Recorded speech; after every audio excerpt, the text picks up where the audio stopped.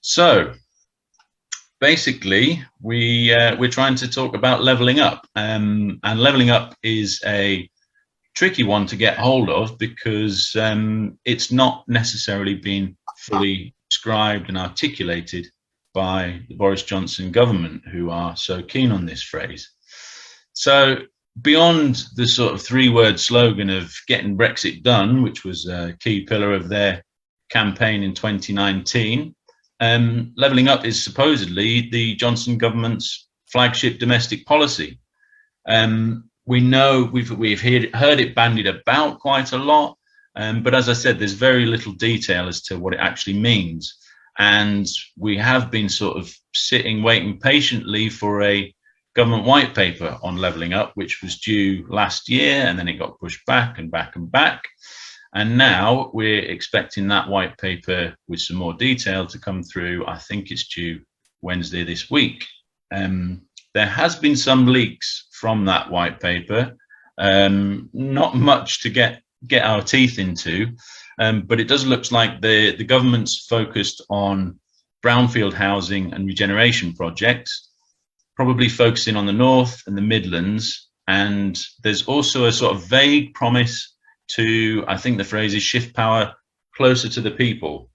And I think many ministers apparently are expressing a preference for mayoral city regions within any new devolution structure. So, in the absence of a comprehensive plan from the Tories, what a surprise, what do we on the left think is important when it comes to the levelling up agenda?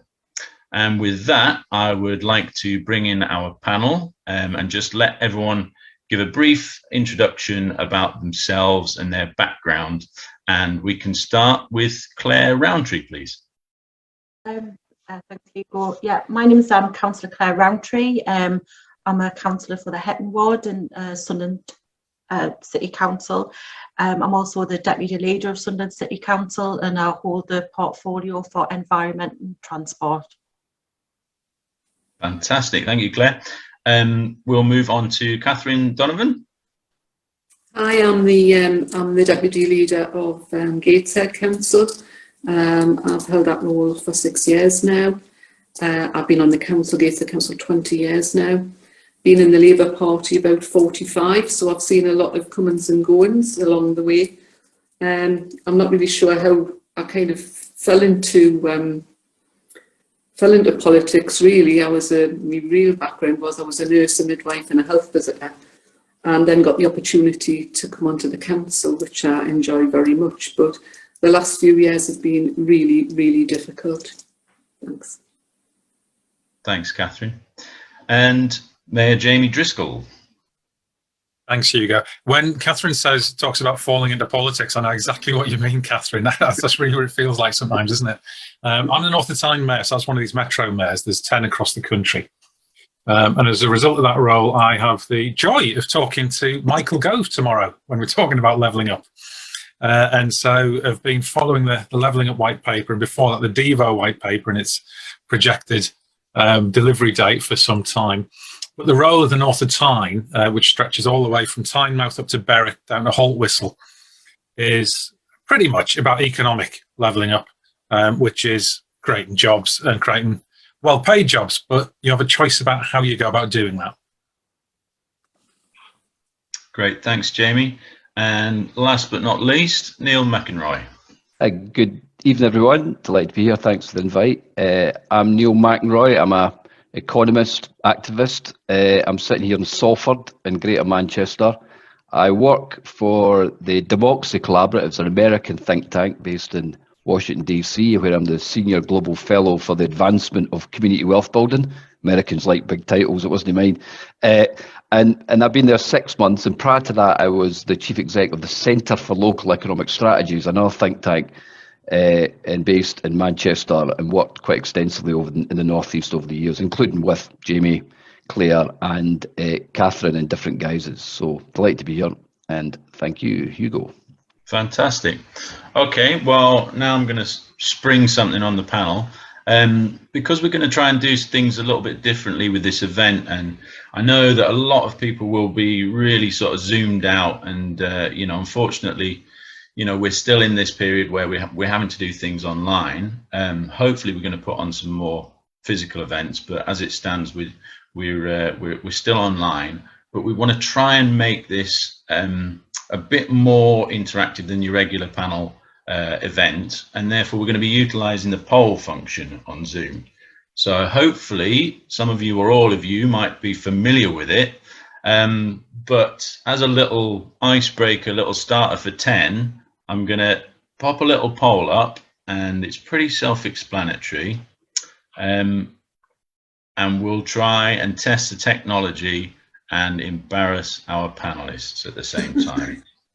So this is the ice. Hopefully you can see that there's a little poll gone up there in the event, and the question is, based on their introductions, who would you most likely invite round for a cup of tea and a biscuit? We're getting ambushed with a cake. Yeah, exactly. You can call it a work event if you like, we don't mind. Oh, it's interesting watching these come through in real time. It's neck and neck. There's surprisingly, there's already a lot of people who don't like to share their biscuits with anyone. So yeah, good socialist there. Just being polite, maybe. Yeah, diplomatic perhaps. Right, we've got, right, the polls are in, and it looks like by a very narrow margin,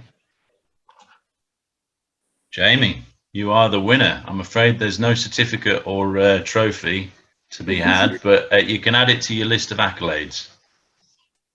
Well, I'll put the biscuits in. Right, now hopefully everyone can see that result. Can you guys, can the panelists, can you see the result there? So we've polled the 26 people, everyone's answered, and we've got the different numbers and percentages of the votes there. So that's basically the basic technology that we're going to use to make things a little bit interesting. And so we're going to launch a little poll after most of the questions, not the first questions, but the other ones. We're going to have a little poll. Obviously the answers are kind of, they've come out of my head, so they will not be perfect at all. There's a lot of you will be thinking, hang on, I wouldn't have thought of that, or I would have phrased it another way. So I apologize in advance for that. It's not perfect, but it might give us a little insight into how people are feeling about these different topics within the Levelling Up agenda. So without further ado, I think we can crack on with the first question. Pertinent for a lot of people, myself included, because it's still, you know, not fully pinned down. But I would like to ask the panelists one by one, what does levelling up mean to you? And this time, I think we will start with Catherine, if that's okay. I will just say we're going to try and keep the time, so keep it to about 2 minutes on the answer, if possible, Catherine. Yeah, thanks. Well, I think levelling up, obviously, it's something that's been put forward by the Tories, but it makes me quite angry, because you'd think that because they're needing to do this so-called levelling up, that all of the things that have happened over the last 12 years have been nothing to do with them. You know, the way that, you know, there are so many inequalities. You'd think that, you know, there'd been another government in, and that they are coming in now to save us all. And I just think it's a bit of a con, and it's also designed obviously to try and offer sweetness to the red wall, and also to places where you've got Conservative MPs or mayors. And for me, it's all about projects and big announcements, projects. Of course we want investment, of course we want good jobs, but to me it doesn't address anything, not really, apart from the putting these things into place, like the free ports and all the rest of it. And it just feels as though it's not really going to affect that many people. And the other thing that I really find annoying is it's all about jobs, and of course we want good jobs, but the people who can't work, such as those who are ill or have disabilities for whatever reason, they never seem to matter. This is just about jobs, but they never mention the access and the training that would need to to be able to obtain one of these good jobs. So yes, of course, we welcome any investment, but A, it's not coming to everybody who needs it, and B, it's not necessarily really hitting the majority of the people out there. Great, thanks for that, Catherine. It's a really important point, that about access and about, you know, is it really just focused on the economics and jobs, or is it about, you know, trying to be inclusive as well in terms of all the different people in the areas and the societies that they're talking about. Let's move on to Jamie. What does levelling up mean to you, Jamie? Thanks, Hugo. Levelling up is clearly a slogan, and it's designed to be vague enough that you can justify having achieved it no matter what's happened. Yeah. It's interesting, the first time our current Prime Minister used this was shortly after he became Prime Minister, when he was elected as Tory leader, in a speech in Manchester, when he said he wanted to level up all the combined authorities to have the same powers as Manchester. And talking to, I was in an M9 meeting at the time, shortly after that, and Andy Burnham said, well, what good's that for me? And Sadiq Khan says, well, that's levelling down for us. Mm-hmm. And then it's moved on to all sorts of encompassing things, and the £4.8 billion levelling up fund is for everywhere in the country. I have a bit of a problem with the phrase levelling up. Mm-hmm. I don't think that I would like to judge success relative to other areas. I want to judge it in absolute terms. So for me, levelling up is nobody needs to use a food bank. Everybody can get where they want to go affordably. Everyone has a secure, warm home. Everybody who has a job has the potential of turning that into a well-paid, secure career.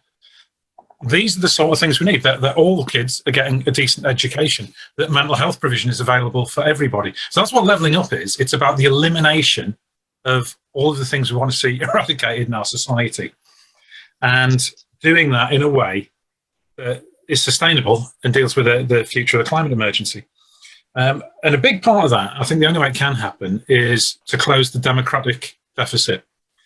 So many decisions are made behind closed doors in Whitehall, and we're seeing it more and more with, you know, Tory MPs coming out and saying they're being bribed to vote a certain way with their constituency. And I really want to see a great deal more power coming, not just to regions, to mayors like me, but to local authorities, and beyond that, directly to communities, and changing the nature of our economy so that we have so much more in terms of social trading, so much more in supporting small businesses to be viable, and essentially nothing less than transforming our economy is necessary for levelling up. You know, give me a couple of years. Okay, that's great. And your point about the measuring in absolute terms is really interesting. We're going to talk about how it might be measured later on. Neil, in terms of the work that you've done, obviously a lot of work on community wealth building and things that would touch on this agenda in terms of your work in life. What does it mean for you, this levelling up agenda? I'd agree with a lot that's been said before. I think it's a con. I think it's an election slogan. I think it's a rebadge to the same old. I think for 2 years now, over 2 years old now, still a brand looking for a product, really. It's like Northern Powerhouse, another brand looking for a product that didn't deliver. So it's a slogan, it's a con. I think, linked to Catherine, it's inadequate, and there's a sadness that come to it, really, a sadness with it.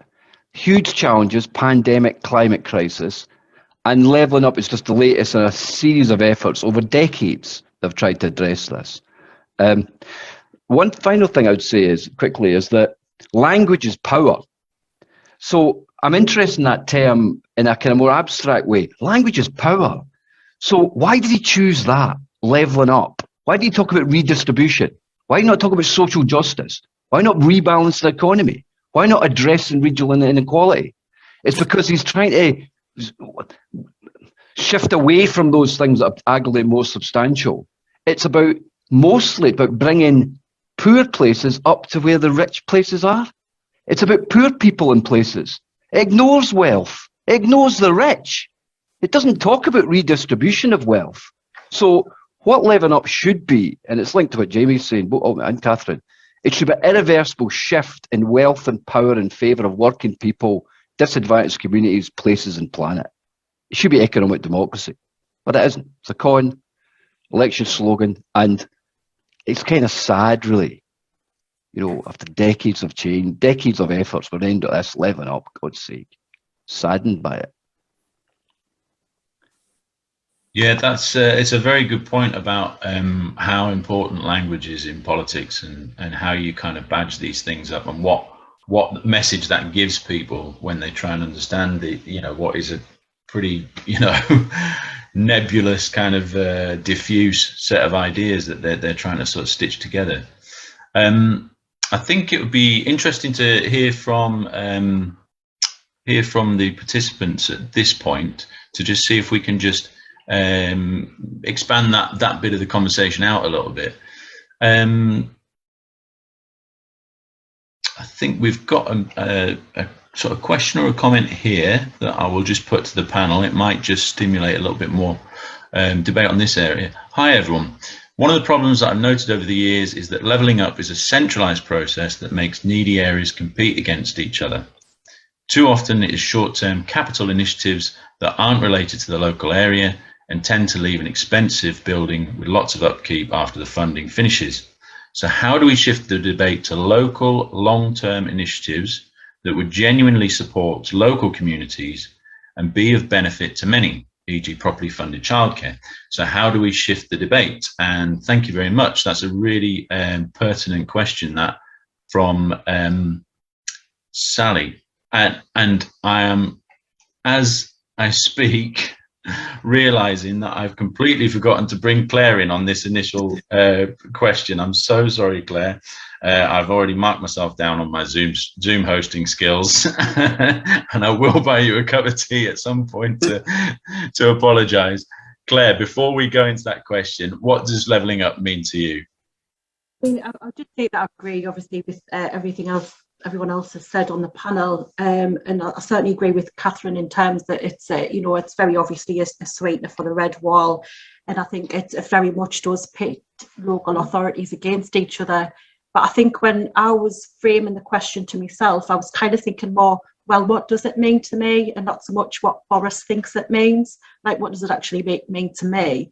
Like, to me, it means it's about being able to unlock the full potential of our region. And I think because we've got so much to offer in terms of place and people, I think, but we've been very clearly left very beleaguered by successive governments and a decade of austerity that we've faced.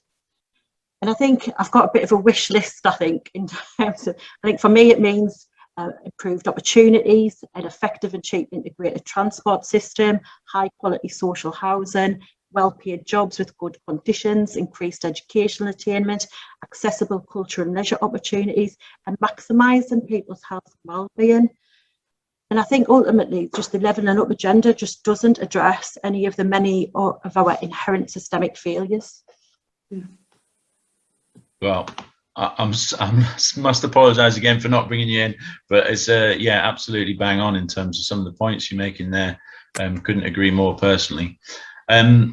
So yes, I will paraphrase the question again just to remind people. But basically, it was a question about often it being areas and authorities competing with each other for centrally located funds, and it becoming more of a competitive process, and often going on more vanity projects as opposed to long-term sustainable solutions.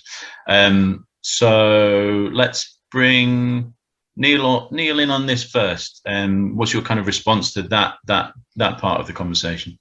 Yeah, it's spot on. We in America, where I work at the moment, there's a big debate about revitalisation, which is like regeneration money. It's transfer payments from federal government or national government to poorer places. And like, we know it doesn't work. It actually doesn't deal with the systemic issues. So I would think that's spot on what Sally's talking about. We actually need to get right into the workings of the economy and who owns the economy and who has stake in it. That's how Jamie's point about democratising economies and ownership is so important. We have to get off the debate of pleading and saying, give us more cash, Whitehall. We're playing at the hands that way. We do need the cash, but we actually need something more fundamental on our economic model shift. And there's debates in America about that, and Biden's American Recovery Plan, trillions of dollars. It's been tried in Black Chicago for years, throwing money at it. So it's how do we actually do things different? with the money and change the model. And that means economic ownership, community land trust, social enterprises, co-ops. That's fundamental to turn the dial on this. And we shouldn't just accept the handouts because it's not going to work. Yeah. What are your thoughts on that, Catherine, in terms of that sort of characterisation? Obviously, some of the actual tangible policies that have come out from the Tories have been centrally located funds that have been bid for by local areas, such as the Towns Fund. And I know there was some where I used to live down in Scarborough and Whitby, they were kind of desperately bidding for this money, you know, as a sort of, you know, crumbs from the table sort of thing. So what's your take on that from a sort of local council perspective, perhaps? Well, we've seen it, you know. Oh, could you ask somebody else? I've got a delivery at the door. Do you mind? Oh, Sorry. no problem, Catherine. I'm the only one in. Sorry. No problem. Claire, we'll switch to you on that one. Yeah, well, okay. I was just going to say what he said, Neil. Yeah. I mean, we've really got to have a transformative economic agenda if we want to build those robust and sustainable communities. We just can't achieve it if we're relying on piecemeal payment from central government that dictates kind of where we spend it, what we spent it on. You know, the real drivers have got to be from the grassroots in our community, and whether we call it economic democracy or municipal socialism, it's about our elected representatives acting for and on behalf of the people that they represent, that they tell us what they want and we put it into action. That we don't go to them and say, well, you know, we've got a bit of money to spend on this. I know you don't want another one of these, but, you know, that's the money we've got. You know, it's got to be that the communities have got to build their communities. And I just think, you know, basically, we've got to be more transformative, and we've got to really be responsible in our political will as the Labour left to get what our communities genuinely need. Absolutely. Jamie, I'll bring you in quickly, and then Catherine, if you're back. You're back. You are back. Good. This is how we prove it's a live event. Yeah. There's a delivery at the door. Sally's 100% correct in what she says. I'll give you an example. The Community Renewal Fund was bids of up to £250,000 that organisations can put in. I spoke to people who said, we're not going to bother, Jamie. Why? Well, because it was supposed to be, I think it was June the 10th, it was certainly a day in June, that was the deadline last year, and the money had to be spent and the project delivered within that financial year by March. And people were saying, I'm not going to start hiring people and then, you know, lay them off 3 or 4 months later because the money's run out. And it wasn't until October that actually people found out whether their projects had been successful or not. So it's ridiculous. It's absolute chaos as a result of this. I also happen to know, and I'm not naming names, but that a number of ministers and a number of cabinet ministers also think it's crazy. You know, we might disagree with the Tories in terms of values and strategies, but a lot of them can actually count, and they can see that it's massively expensive and a total waste of people's time to do this sort of continual competitive bidding process, which leads you to the conclusion the only way it's done is because it's about keeping control. And it's about a mixture of pork barrel politics for electoral gain, but mostly so that they can decide the agenda, and it's an anti-democratic approach. The answer to this is that we don't need more cash given for things that they approve of, is we need control of our own finances. I'm in favour of massive fiscal devolution because then we can shape our own futures. Great, and we'll be coming on to that. So just finally on this point, Catherine, if you could just keep it fairly brief, under a minute, that would be great. Yeah, well, I suppose I just generally don't. Well, I think first of all to talk about the bidding, you know, that authorities have. I mean, we've been really successful in Gateshead for the holiday hunger activities programme, and other areas haven't. But that's wrong. In the northeast, that's wrong because they all need it, you know. So I do feel it is like crumbs from the table. But to be quite honest, I don't. You see, when the Tories are saying that they want to equalise things, it's just rubbish. You know, they don't want to. It goes against everything that they stand for. If they're doing it for a reason, for their own ends, not for people who are struggling with nothing. They're doing it because they're hoping that those very people will just turn around and vote for them next time. So, you know, of course it needs, in my opinion, it needs to be a root and branch, as we were offering in the 2019 manifesto, a root and branch change of things, about how things are funded and how things are run. Yeah, great. I think, you know, we've already touched on a lot of kind of issues within the debate here, and obviously there's a fairly strong consensus of feeling that, you know, this is the Tories just kind of slapping a slogan or a badge on a bunch of policies that they think is going to win them electoral power, and which will probably, you know, fizzle out in the daylight when it comes to the reality of any sort of structural change. But obviously the ideas that we're trying to explore is, you know, what could it mean if it was done well? You know, if it was done in a way that we thought was the way that this levelling up agenda should be proceeded with. So with that in mind, I've posed a very binary question next, and it's as simple as this, because we've touched on it a bit about, you know, should we put it this way, should we be levelling up places or people? And it's something that's cropped up, I think, in the analysis of the levelling up agenda so far, and I don't think we have an answer, and it would be interesting to get the panel's thoughts there. And I know it's a very sort of binary question, but if we open that question up, and we'll go to who hasn't started. Let's bring Neil in on this one.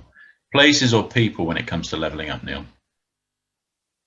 It needs to be about both. Sorry, difficult. It needs to be about both. But I think it needs to be focused on the problem, and the problem is corporates and a few people. 5 of the richest families in the UK own the same amount of wealth as 14 million of us.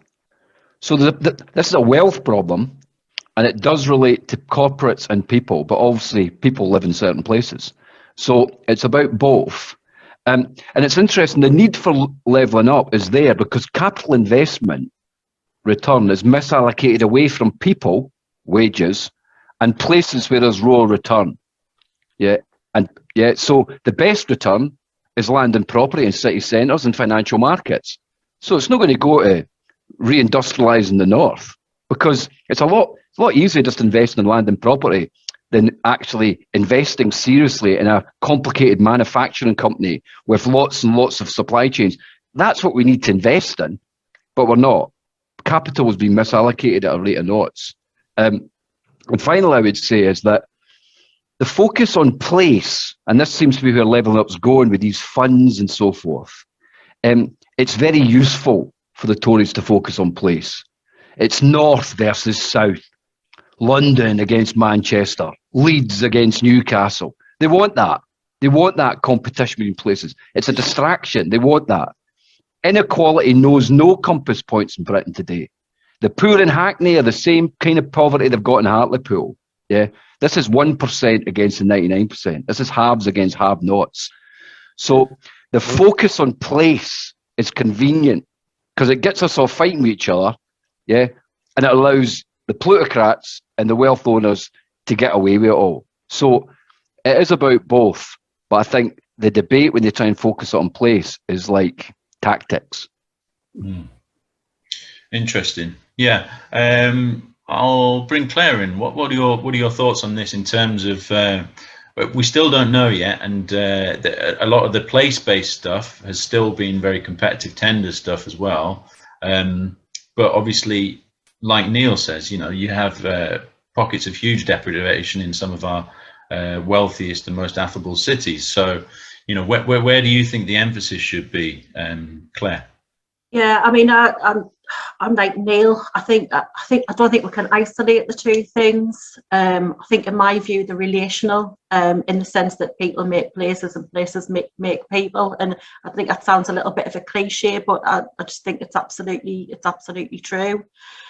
I think if you've got a sort of, you know, a place can instill a sense of, you know, civic pride and value, and I think this in turn can increase aspiration, I think. But when people refer to the neighbourhoods, what they really mean is the people. And I think when we refer to the community, what we really mean is people. And I think essentially in terms of levelling up, the two have got to go hand in hand. Yep. Let's take Catherine's thoughts on this one.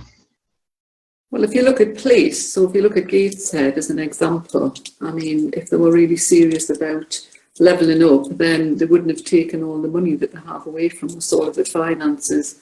I mean, Gateshead since 2010 has lost over 50% of our budget, and that's quite the opposite to many places down south. And of course, place makes a big difference. Environment makes a big difference. Feeling safe in your own community. But for me, it's about if you have all of that, and there are still people who are excluded or feel excluded. People who are socially isolated, people who have disabilities, people who don't have any money, then to some extent that's failed. So yes, we do need both. But for me, if you're looking about levelling up, my dad used to say to us, if you're working, if you're doing a job, you should be able to have a decent roof over your head. You should be able to heat your home. You should be able to feed your family. You should be able to go on a holiday. And you should have a bit of money for treats and things. Now, how many people these days can do that? And even people who are working, that's a dream beyond many, many people now. And until we've got that, we get back to that. It used to be like that for a fair number of people. But now, if you're working, it tends to be where you haven't got good working conditions. You often cannot afford your rent. People certainly can't get onto the housing ladder. Holidays and things, again, are like a dream. And people can't hit their homes or feed their kids. So unless there's some kind of levelling up with that, and Neil's absolutely right, it isn't, to us, it's not levelling up, it's redistribution. The thing that we've always wanted within the Labour Party and as socialists. We want redistribution. We want our people right across the board, working people, and that includes people who cannot work. Because I get fed up with people saying, oh, well, it's these hard-working people. What about the people who can't work? We should be looking after them. They should have a good standard of living. Until we start doing something like that to make some kind of effort, then there's no way that we can talk about, any kind of equality. And I suppose that's all I think about with that. Yeah, absolutely. I mean, there's a lot of comments coming through on the chat there. I mean, they're very pertinent comments saying that, people are places, the places that we live are really only, characterized as such by the people who inhabit them. Just to finally get your thoughts, Jamie, on this topic, obviously, it's a very sort of false binary question, but could I sort of propose that there is something about place when you think about the Northeast and the Midlands and the systematic deindustrialization of those areas, that we can't ignore that there is a kind of geographical dynamic to this issue. So what are your thoughts on the whole people versus places within the levelling up agenda? There is a geographical dynamic, Hugo, you're quite right on that.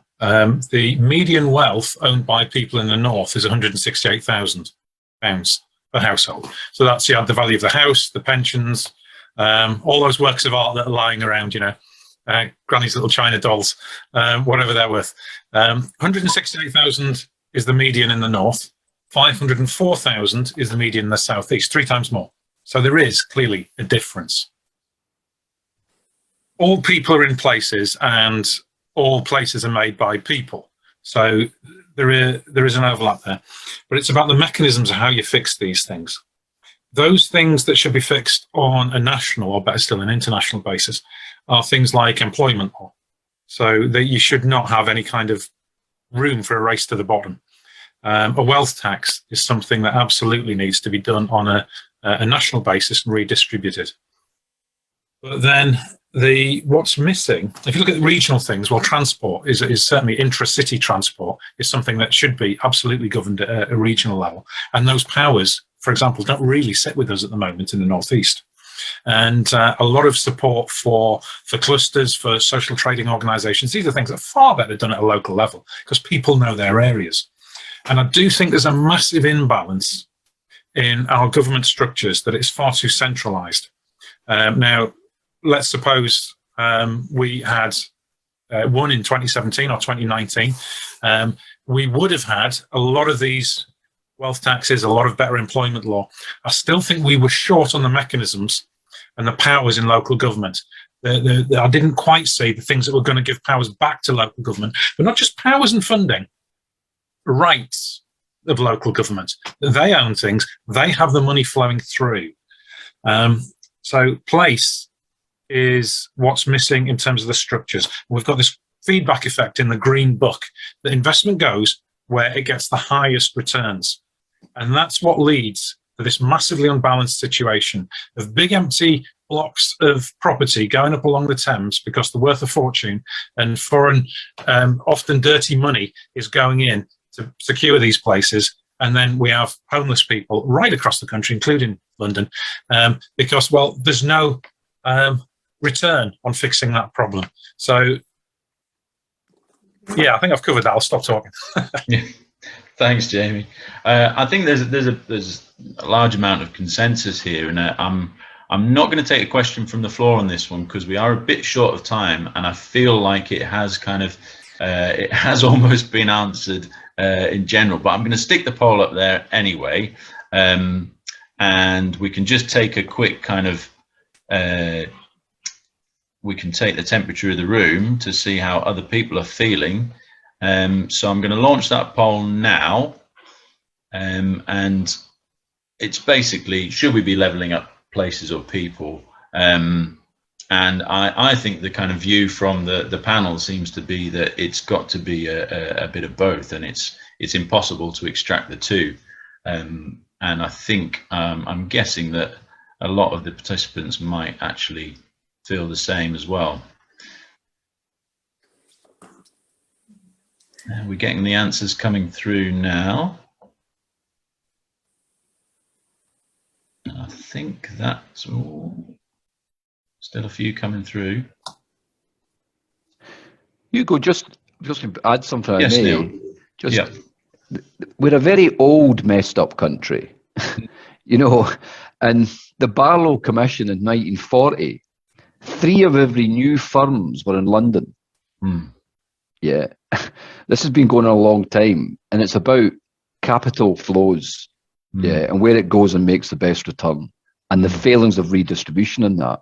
So I think sometimes we lurch towards the place, but there's an underpinning element here, which is the flow of capital, and how do you correct that? That's how public banks and things that Jamie's talking about are so important. Anyway, I'm sort of butting in, but I just thought when you said very old systems, I thought we were going to get into the Norman Conquest there for a minute. Well, but you know, you could go back as far as that in terms of messed upness. When you're thinking about, the division of land in this country and how that's happened, you can go as far back as that. Well, we've got some interesting results in.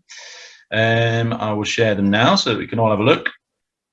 And by a fairly small, relatively small margin, the answers come back as we should be targeting policies at helping the most disadvantaged people wherever they are. So that would be, the pockets of deprivation and groups of people that are disadvantaged in places like, London and Manchester and the big cities where you have a lot of economic activity and a lot of wealth and affluence sitting around it. And obviously it is about the people when it comes down to it. So I'll move us along now because we are running a little bit over. So let's get straight into the next question, because I think it's been touched on already. This is about how should we measure up the success or failure of levelling up policies. So what's the real kind of, and this goes back to one of Jamie's initial comments about, Jamie feels it should be in absolute terms. It shouldn't be in, right, this is the level in London, let's get everyone there. Or this is the level in certain areas of London even, let's get everyone there. So what should we be measuring? How should we be measuring it? Is it about educational outcomes? Is it just purely about economic outcomes? Is it about health outcomes? What do people think in terms of what we should be measuring in terms of this levelling up agenda? And I'm going to go to Catherine to kick us off on this one, please. Probably because I used to be a health visitor. I mean, I think health and well-being is extremely, extremely important. Our Director of Public Health has just produced her annual report, Alice Wiseman, and she's put out all of the information about COVID, what's happened since COVID. And of course, all the inequalities in health have all increased. In Gateshead, I'm sure it's the same in other places as well. And I get back to the point that I made before, if we have a lot of, I mean, obviously the economy, it's essential that we have the economies up and running, but it has to translate into people's lives. It can't be the abstract of just, oh, we've got a nice, it's a bit like, when you had children's centres, and we built all these nice buildings, and it was a good idea, and it was successful to a large degree. But arguably, a lot of people who needed it didn't go. It ain't that simple, and it's like, and they were still feeling excluded and disadvantaged. So to me, it's about how people feel and how their everyday life is. I mean, I think happiness should be a big indicator of how people are. We've seen some terrible stories over in lockdown of like people not speaking. There was one which hadn't spoken to anybody for a few days and felt like she'd lost her voice when someone rang her. All these things that are like going on. We've lost that, I think, that ability to feel content. I think there's a lot of unhappiness. I think there's a lot of fear. I think there's a lot of fear out there. I think where people, if we could measure how people are without fear and who have happy lives in an environment that they're able to have the things that I mentioned before, a good home, security of job, etc.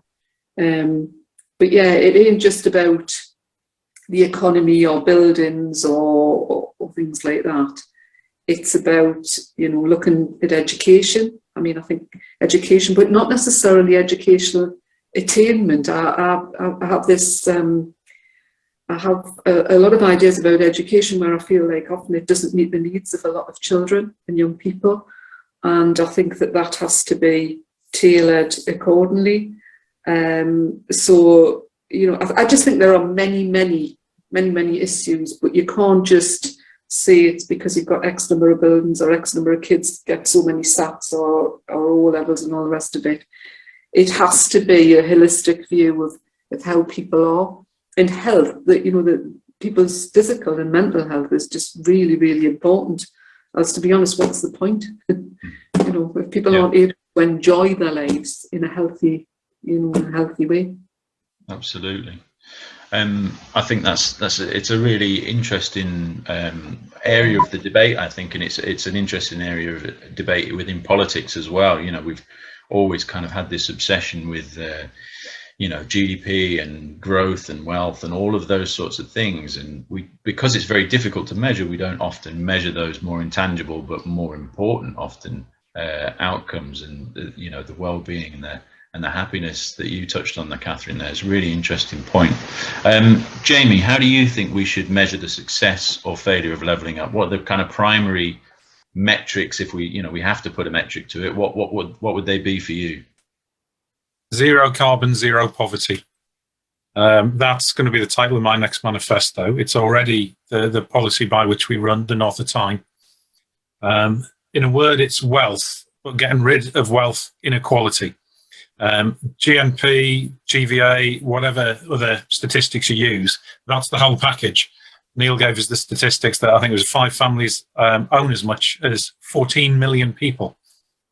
So as long as you have massive wealth inequality, all you're ever doing is trying to hold back a tide of educational outcomes, health outcomes, economic output, productivity, all of these things, because the wealth is distorting everything else we do, because it comes to serve the mega rich getting even more. And it's yes, there's a moral case, and I would hope everybody on here agrees with the moral case, but there's also a really strong economic case that concentrations of wealth are massively dysfunctional and make a smaller cake for everybody. The more wealth that everybody has, the more secure they are in their lives, the better their kids do, the longer they live. All of these things, there's any number of evidence, any amount of evidence that supports that. And there's certain things that the state shouldn't be involved in, I think, like, you know, how well you're getting on with your partner and things like that. But I'll tell you what, if you remove wealth inequality, a lot of the pressures that make people's everyday concerns are also better. That's the way to make people happier. Yeah, fantastic. Well put. Claire, what are your thoughts on this? How do we measure the success? We need those metrics. Jamie's outlined a couple there. Catherine's talked about some different ones. You know, what do you think? I mean, in terms of when you're measuring success as a councillor and as a council, what are the primary sort of metrics that you're looking at? Well, I think one of the primary metrics I'll look at is actually sort of listed, Hugo, and for me, it's about people feeling empowered and the community feeling empowered to stand up and voice and attain what they need. I think if we're looking at a more traditional measure, then I would be looking at well-being and health as a key indicator, because I think if you've got high attainment of well-being and health, then it's usually because everything else is in place.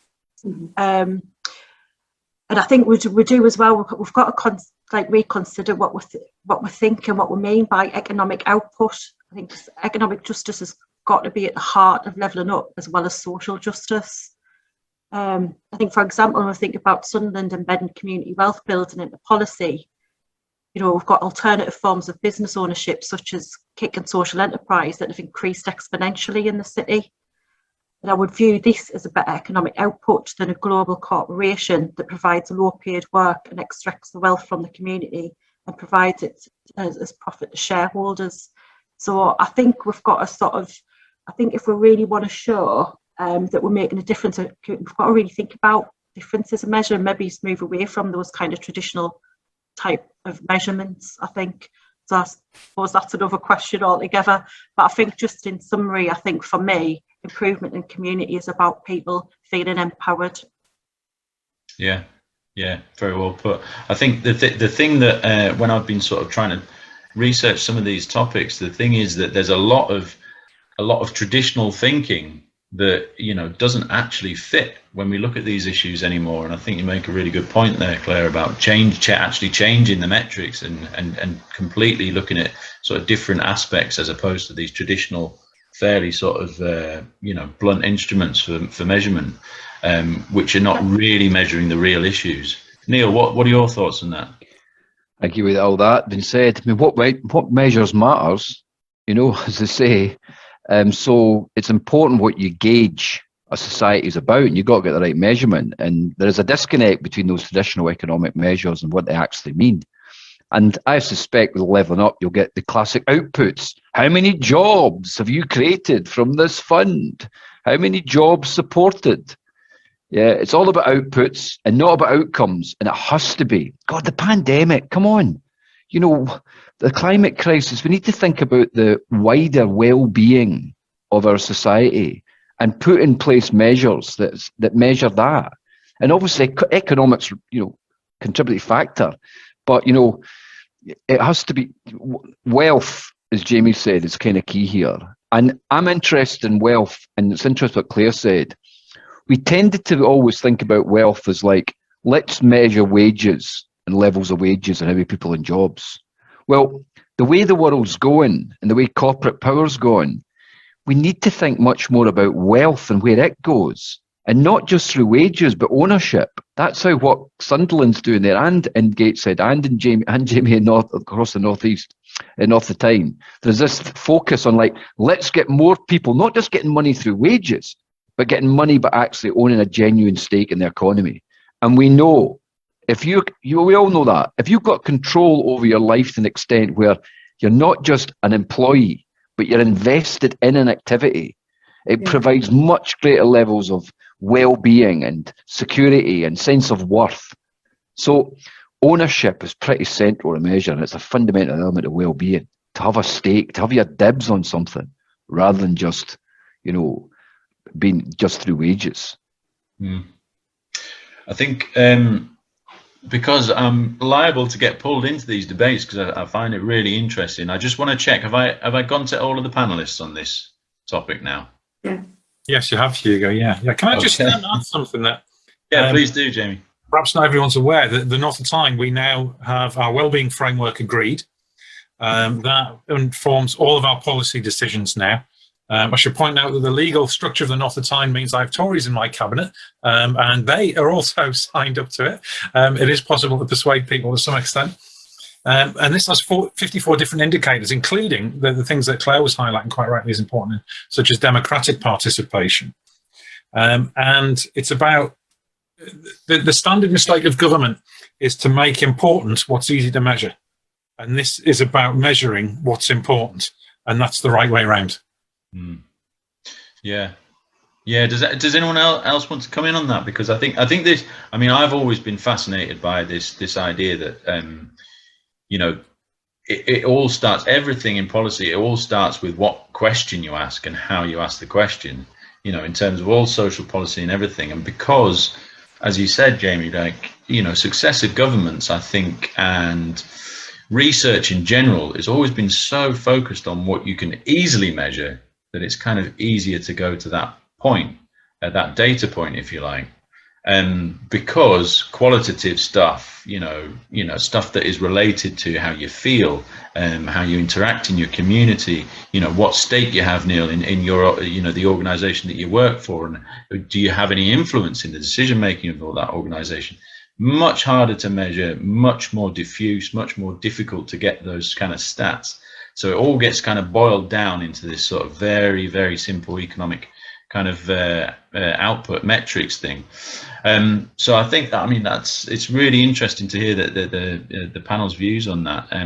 Did anyone else want to come in on this point? I was going to come back, Hugo. I mean, the people that I meet and the people that work within the community, is to get back to the point I made before. I have never in all of, well, that ever I can remember, so many people fearful about everything, fearful about the cost of living, fearful about whether they're going to feed their kids, fearful whether they're going to keep their job, fearful about everything. And that would be something that the government doesn't want to hear. But it's absolutely true. You know, and that, you know, I think you could do a marker on like how it is now and what whatever policies were put in, does it make any difference? But there's a fear of being ill now. There's a fear of like having a PIP assessment. There's a fear of universal credit. Will you get it? Will they make you do a job that you don't particularly want to do? And I just think there's this massive, massive thread of fear that runs through our communities that didn't, I don't think, as much years ago. And I just think that's like a really important issue for us as politicians to address. Absolutely. Just on that, what Catherine said and what Jamie's done in North East is fantastic. The progressive places, administrations across the world, national governments or local administrations, have all got new forms of well-being indexes, you know, and then it must be that. It has to be. And you get this lie, I think, or at least a mistruth. Oh, it's all a bit complex, that happy, and that well-being. But no, just measure jobs. It's a simplification. They're wrong. It just needs a comprehensive, you measure some economic, social, cultural, environmental indicators. That whole set adds up to feeling not fearful if it's done decent, to have trust, to have neighbourliness, to feel good about yourselves. It's no difficult. It's only the people that don't want to measure it say it's difficult, you know, because it actually means you've got different policies in place that actually need to correct some of the ills. So I get really tired when people kind of say, no one in this panel said like, oh, but it's all too hard. It isn't hard. You're just choosing to make it hard because you don't want to answer the questions that comes out from that different form of measurement. Mm-hmm. Yeah, I could talk on this topic for ages, but I'm reminded that I've set a little poll on this question. I'm going to do this because there are plenty of questions and comments from the other participants, but I think a lot of them relate to the question coming after this, the final question. So I'm going to try and feed those into that one. But in terms of measuring the success or failure of levelling up policies, we're going to have a quick poll now. based on what we've talked about there, and some of those things have been mentioned, some have not. There's obviously other stuff that has been kind of touched upon that we haven't listed there. You've only got a kind of certain amount of choices that you can have, but I'm going to launch that poll now. So the poll is basically asking that question. We've got options there for lower levels of household debt, higher levels of household wealth. I mean, that's possibly Jamie's kind of zero poverty agenda. We've got increased productivity, we've got improved educational outcomes, we've got improved health outcomes, and we've got a higher score on a well-being or happiness index, which is obviously what we've tried to kind of, what many of the panelists have talked about in terms of trying to encapsulate all of those things that actually mean something to people in terms of feeling engaged with the society and their family and the area and the job that they're doing in their daily lives. And unsurprisingly, the option for a sort of well-being or a happiness index is getting a lot of support from the members of this event. Yeah, it seems to be doing pretty well. Interestingly, while we're waiting for all of those results to come in, I believe there's a couple of countries, Neil, Jamie, Catherine, Claire, you'll know better than me, that have really kind of actually gone to town with this. Was it Bhutan that, uses it as their primary metric? Yeah. Yeah. So, yeah. So Wales has got a wellbeing index, and Scotland does now as a wellbeing indicators as well. And New Zealand. And New Zealand, Mm-hmm. And let's take an example. And off the tee. All the places where there's loads of hobbits. Right, well, the results are in. And yes, as expected from the discussion there and some of the comments coming through, the clear winner with 14 out of 25 at 56% is we should measure the success or failure based on a higher score. Well, measuring success should be a higher score on a well-being and happiness index. Obviously, there's a lot of questions that would go into what you measure, but we've mentioned there that people are doing it, so it's not beyond the realms of possibility, and it's something that I think a lot of us here would agree needs to be instituted much more widely. Hugo, just quickly, in the world of economics, I would imagine that 70% of all economists would focus on productivity more than well-being economics. Yeah. Probably even more. Yeah. And the productivity question is a very interesting one, because it depends how you pose it. I think it was John Maynard Keynes, decades ago, reckoned by this time we would all be working a 2-day week. With the sort of projections of how the economy would develop and, how we would have increased leisure time. And for some reason that hasn't happened, but that's a different question altogether. So I think we will end on this last question. We've got a couple of other questions, but I don't want to keep people too long, and we've probably got another 10-15 minutes. So this is something that's been touched upon in the other sort of discussions that we've had so far. It might be one of the core issues around this whole agenda, but the question we want to pose to the panel is, do we need structural change for levelling up to be successful? And what should it look like if you think that structural change is necessary? And what I'm talking about here is the sort of different forms of power and accountability in terms of local politicians, local mayors, local councils. Do we need something completely different in terms of a sort of different federal system for the country, perhaps a Northern Parliament or an England Parliament? Everything's on the table. What sort of structural change do you think is necessary for this levelling up agenda to be possible? And we're going to start this time with Jamie. Thanks, Hugo. This is one of these you've got to be very careful what you ask for. Questions. What usually happens is, for example, local government says most public service in this country developed from local government upwards. Central government is essentially there for fighting wars. And what happened is that these powers progressively got centralised, and central governments with the power to lock people away were the people who could impose taxes, and local government would then be said, oh, we'll give you the power to do this and the obligation to do this, and we'll fund you. And of course, what that means is that central government has always ended up with a whip hand over local government. And that's what primarily needs to change. It's the wrong way around. Power should be as close as possible to the people who are making the decisions who are affected by it. So in no way should local authorities have the power to declare war on foreign nation states. I would hope that Catherine and Claire agree with me on that. Mayors certainly shouldn't either. But why is it the case that central government should be deciding economic priorities and approaches in city regions? City regions in particular tend to be defined by what is the travel to work area, the economic area. And there is a sort of a carved nature at the joints approach to it. So I'm not in favour of an English Parliament. What we have in the north of Tyne is very different economic setup from central London, very different economic setup from Cornwall. So push the powers down to those levels. I probably wouldn't have come up with the model that we have for city region mayors that we have, but it's not a bad model and it works if you get a decent mayor. But we certainly, what we need is economic devolution to these areas. And these include regional wealth funds so that we can actually own assets here, so that when we're successful, the money stays here and we can continue to reinvest it. It means things like the powers to capture wealth. When we put in a new metro line, the value of the land around that shoots up. Who gets it? Well, usually land bankers, many of whom are tax dodgers abroad.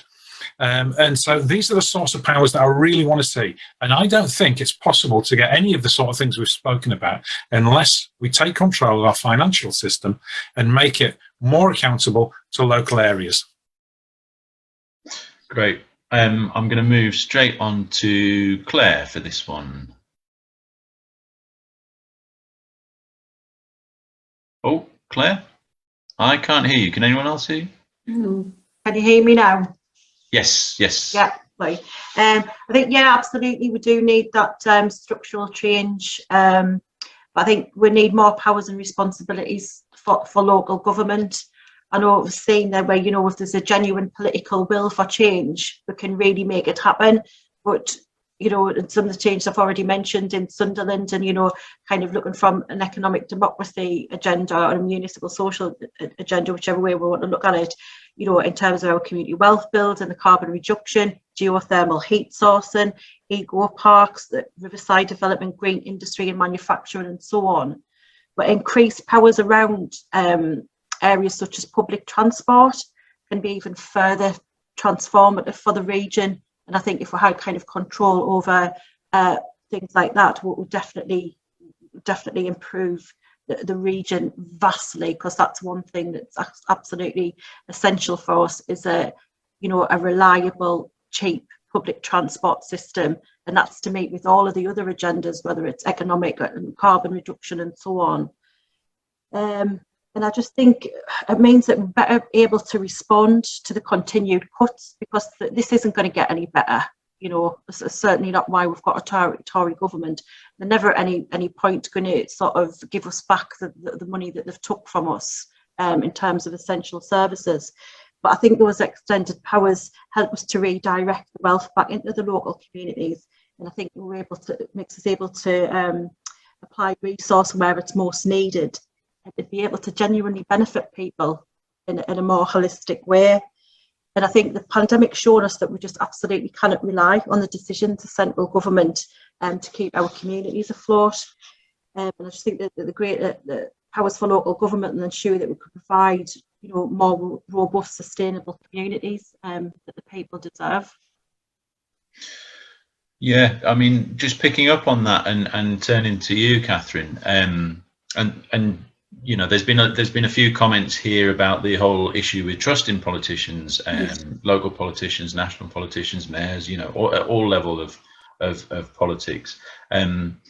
You know, and I know from personal experience, I'm sure everyone on the panel does, that there are some brilliant, you know, really engaged, intelligent, motivated local councillors that would have great ideas for their areas, just given half a chance.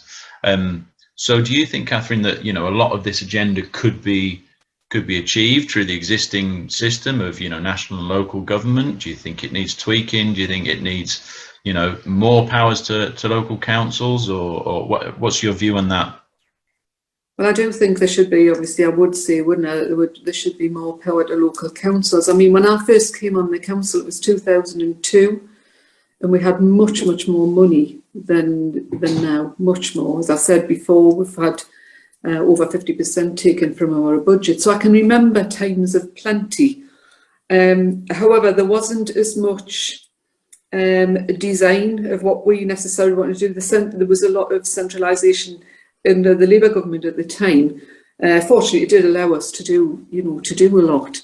I think what was missing there was probably the design of what we wanted within our communities to kind of then probably, put into practice ourselves. So I think there's a big argument for us having the money and then, designing what we feel particularly is needed. Now, a lot of that would be very similar to Sunderland Council that Claire is on. But I think what the pandemic and the latest circumstances have shown is that local councils can work very effectively together. We share a common purpose, and we need to kind of build that strength, I think, because I think we're, they're varying sizes, aren't they? I mean, Sunderland Council and Newcastle are bigger than ours. However, we feel that, we've got something to contribute with our people. So I think, yes, it needs to be right down to the local councils. And then, as you say, this issue around trust, I can remember when we used to do much, much more consultation and engagement with people because we had the resources to do that with residents. All of that went. I mean, we did a particularly good piece of work with young people. I mean, we got beacon status for engagement with young people, and we used to do so many things that were so productive. So I think it should be that, councils get their money, but they're allowed a bit more freedom to design what they do with that money. And then there should be a coming together of the local councils, as there are, in the North East. The debate's still there about devolution itself, but the benefits of it, I think, are coming over quite strongly, particularly with regard to transport. Transport is so important for us, but Gateshead doesn't do the transport system on their own. We work with our neighbours. So I always think there's big arguments, for working collaboratively together. How that works out is another thing. But I mean, definitely regional government, I think, has to be the way forward when you see what's happening in other areas. And I just think it's going to be very difficult under this government unless we are combined together as one bigger unit. Yeah, absolutely. I'm gonna pose a little question here for you, Neil. Just picking up on some elements of the conversation from earlier, and when we're talking about things like structural change, and there was a sort of allusion there to Catherine in terms of consultation. What happens when people in a certain area are actually engaged with politics on that level, be it citizens' assembly or proper consultation on big issues affecting them? What happens to people and their well-being when they feel they're actually participating and active participants in the local democratic process, going back to the whole idea of the well-being being connected to, how much you're connected to that area? I've put a bit of a slant on it, but on your take on that big structural change issue, firstly, how you feel about that, and then what your own thoughts are. Yeah, I mean, I think we've got to look what's been happening today down in Whitehall. The state the UK state's always been part captured by the market, establishment, power, City of London. I think it's more than ever. We've got a rotten democracy. So Parliament, Whitehall, and that is fundamentally important, because you either believe we can kind of get a new government and it'll be all right, or actually something more rotten that just a new government couldn't fix. I think it's rotten. Whatever government won will not be able to fix that. So we need something fundamental. And the lack of trust, the lack of well-being, the insecurity, the fear that people have will not just be coupled by getting another colour in Whitehall. It will need something more fundamental on that. So I think we do need a constitutional shake-up, right? A citizens' assembly. Scotland has constitutional convention. We need something similar for England. Federalism has to be on the cards. So that will, the only way we'll restore trust in democracy, the only way we'll correct the establishment power and wealth that causes these problems. Now, I never used to think like this. I think, oh, we'll just get by. I think it's pretty fundamental now. This state is rotten, and we need to do something fundamental about it. And I don't see how any adding on it to devolution, or it'll help a little bit. It'll be a palliative, but it won't really solve it until we have that kind of reset. You know, this is a great country, but we've got too much smell and nastiness, and it needs to be rebuilt afresh. We need to, you know, phoenix from the ashes and all that. So, yeah, fundamental constitution is needed, and how we get from there, how we get to there from here, goodness knows. But you know, there's enough people that think this way, and I think we just need to start calling it. Mm-hmm. You know. Mm-hmm.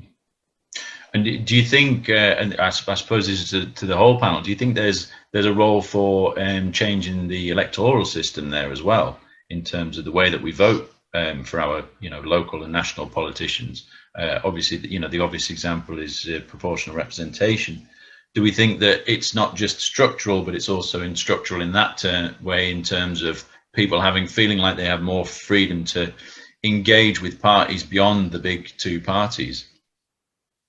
I think there is. Put that to Jamie, because you've come in on that one. Yeah, I think there is, but I don't think that solves the problem, actually, for me. So yeah, I'm in favour of PR. It's for me quite obviously a fairer system, but it's when is it? It's the 5th of January is Wealth Day every year, when the average FTSE CEO has earned as much by the 5th of January as the average worker has all year, and it doesn't matter really whether you have PR or first past the post, unless you can start changing that kind of thing. So the issue is what's up for democratic oversight and control. And I think until we fix that problem, we are at best dancing around the issue. And for me, that means a lot of it should not sit with national parliaments. I don't see why on earth, if MPs from the North East should be deciding what gets invested in Cornwall. Let the people of Cornwall make that decision. Let the people of the North East make our decision. And there are those things that work on a city region basis. There are those things that work on a local authority basis. There are those things that work on a ward basis. And councils try and make it a difference, but they haven't got the funds to actually do ward level engagement anymore. And when I was a councillor, our ward budget shrunk to the point where we could spend some money on some soft play in a swimming pool, and that was it. Hugo, there's a quote comes to mind just on that. Tony, a famous historian, said, "The UK is the toughest plutocracy in the world. Yeah, too ready to doff its hat to wealth and power." So it's a tough thing to crack this, but I think it's just been exposed too much now. It's rotten. One final point though, just in Jamie, maybe a point of difference, is that what worries me about fiscal devolution to city regions, if it was done without proper national redistribution, as soon as North East asks for fiscal devolution, so would London. Then we're really in the shit. Because when London start having their own fiscal power and controlling their tax, and there's not enough redistribution, we're really knackered then. So you've got to walk what we asked for here, and it's about staging posts. I agree with fiscal devolution to city regions, but it has to be done under a nation state that redistributes wealth properly, and a proper mechanism for that. Just on that, it's worth noting that I specifically said that we shouldn't have extra tax raising powers for that very reason. So the tax base in London on a business rates basis is £940 a person. In the North East, it's £300 a person. We'd have to triple taxes per person to get the same amount in. It's just totally dysfunctional. This is about tackling wealth extraction with a regional wealth fund where startups and scale-ups are actually owned by the people here. Land value capture, so it's not land bankers and property developers who are running away with the proceeds of public investment, that they get ploughed back in. And they will be things, and if London get them and we get them, that works for everyone. Fair, Jamie. Well, I'm gonna start to tie things up now. I'm gonna post this final poll, and while we're doing that, we can have some final comments from the panel. whilst people are just reacting to this poll, and this poll is obviously about the structural changes that people think we might need.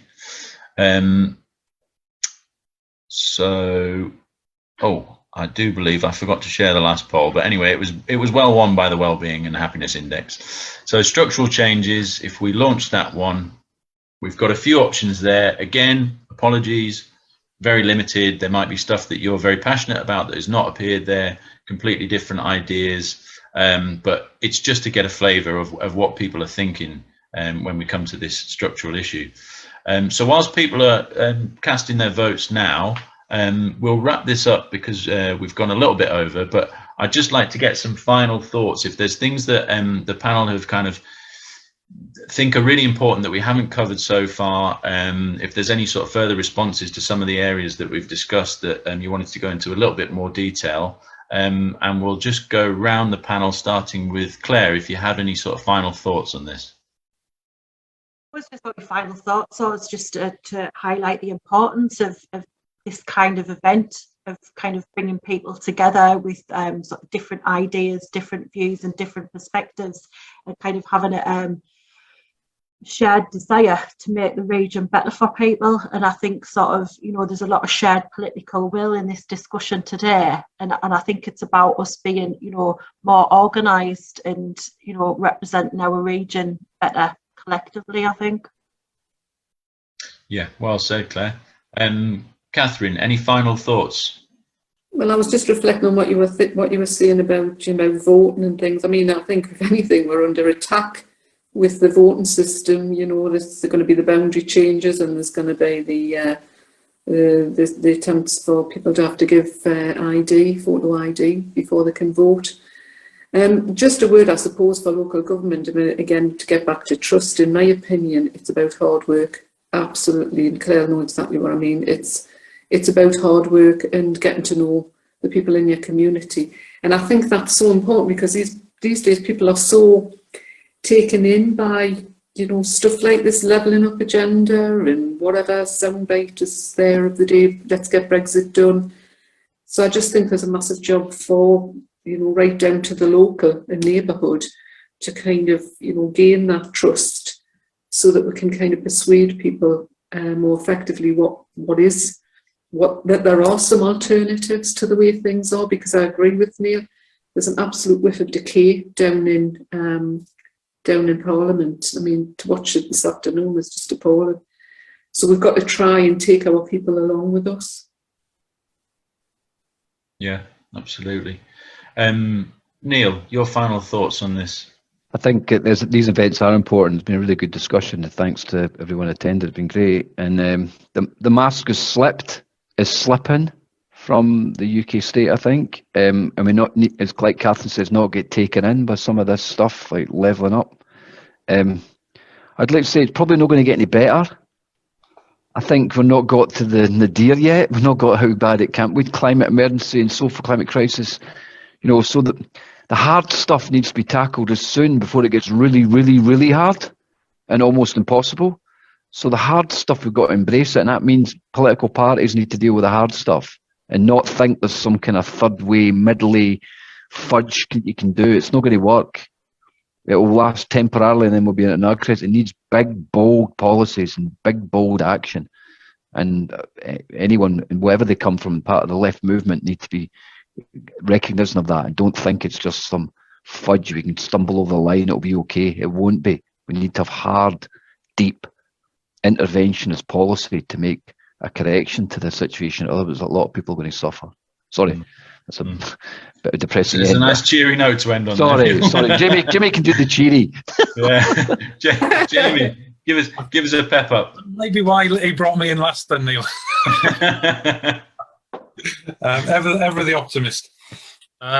Yeah. Okay. The question is, how do we achieve all of this?